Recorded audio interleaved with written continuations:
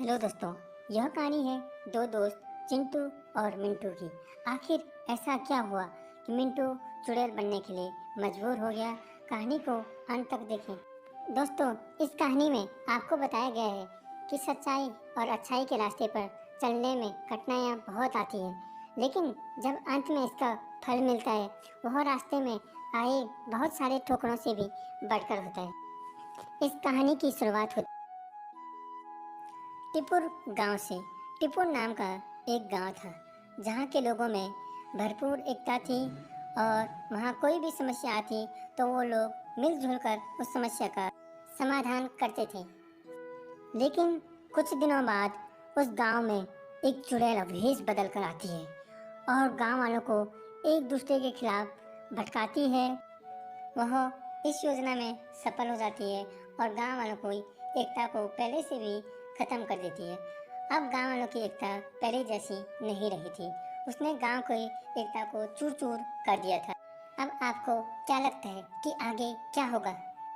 कुछ दिनों बाद चिंटू अपने गांव में वापस आता है और ये सब कुछ देखकर वह हैरान हो जाता है। अब चिंटू को एक बच्चा दिखाई देता है और उस बच्चे से चिंटू कहता है, ओ बेटा, तनिक सुनो तो सही। जरा ये तो बताओ, इस गांव को हुआ क्या? पहले इस गांव में हलचल थी, एकता थी, और अब वह एकता और हलचल कहाँ गई?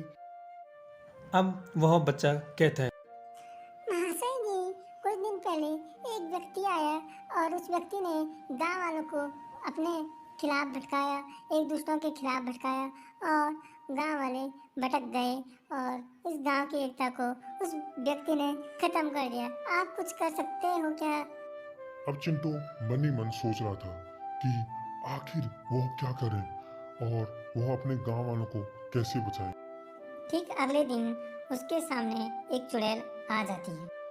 चुड़ैल उस चिंटू को देखकर अपने असली रूप में आ जाता है। अब चिंटू कहता है, ओए मिंटू, आप गांव वालों को परेशान क्यों कर रहे हो? क्या बिगाड़ा है उन्होंने आपका? क्यों भटका रहे हो उनको? क्या आप इसको जानते हो? कौन है यह मेरा दोस्त है।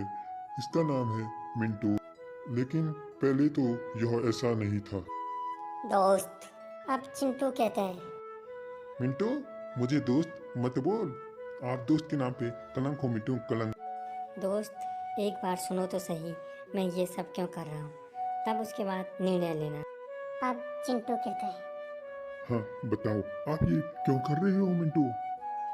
अब मिंटू कहता है, दोस्त, इस गांव में संकट आने वाला था। मैंने दो चुड़ैलों को आपस में बातें करते सुना कि वो अब टिपुर गांव में आकर यहाँ के लोगों की एकता को ख़त्म करके उन्हें भी मार देंगे। और जब मैंने गांव वालों को भटकाया तब चुड़ैलों को यह खबर पहुंच गई। तब चुड़ैल खुश हो गए और एक दिन फिर मैंने सुना कि टिपुर गांव में कोई भी चुड़ैल नहीं है। तब वो यहाँ आकर चुड़ैलों का अड्डा बनाने की साजिश कर रहे थे। तब मैंने चुड़ैल बनकर गांव वालों को बचाने का निर्णय लिया। अब चिंटू कहता है, अगर ऐसी बात थी दोस्त, तो आपने गांव वालों को बताया क्यों नहीं? अब मिंटू कहते हैं, मैं गांव वालों के लिए एक अनजान व्यक्ति था और अगर मैं गांव वालों को ये कहता तो कोई भी गांव वाले मेरा विश्वास नहीं करते। अब गांव वाले मिंटू से कहते हैं, मिंटू, हमें माफ कर देना। हमको पता नहीं था कि आप हमें बचाने आए हो, और आपका धन्यवाद जो आपने हमारी मदद की। अब चिंटू कहते हैं, दोस्त, हो सके तो मुझे भी माफ कर देना। और आप हमारे गांव के लिए एक अनजान व्यक्ति थे और आपने हमारे गांव की मदद की। उसके लिए हमारे गांव और मेरी तरफ से, सबकी तरफ से आपका बहुत बहुत धन्यवाद। दोस्त, यह तो मेरा फर्ज था। दोस्तों, इस कहानी से हमें यह सीख मिलती है, सच्चाई और अच्छाई के रास्ते पर चलने में हो सकता है आपको कठिनाइयों का सामना करना पड़े, लेकिन जब आपको इसका फल मिलेगा वह उन ठोकरों से भी बढ़कर होगा जो आपने खाई होगी। हमें बिना कुछ सोचे समझे निर्णय नहीं लेना चाहिए। दोस्तों, आपको अगर यह वीडियो अच्छी लगी हो तो एक लाइक कीजिए। अगर आप चैनल पे नए हो तो चैनल को सब्सक्राइब कीजिए और वीडियो को शेयर कीजिए।